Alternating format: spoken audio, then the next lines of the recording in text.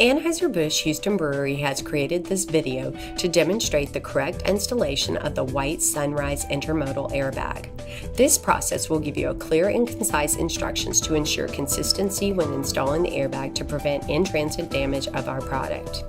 The Intermodal Airbag is designed to go in between two sets of double pallets with 1 1/4 inch separators up against the wall to protect the beer.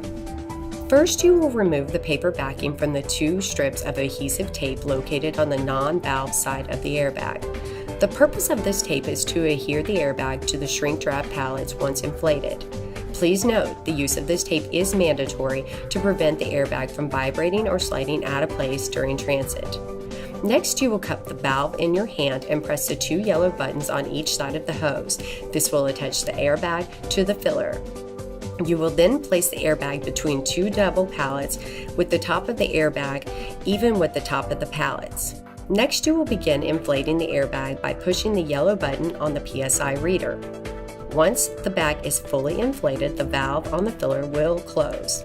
To detach the filler, you will press the yellow buttons on the side. The load is now secure and ready for shipping.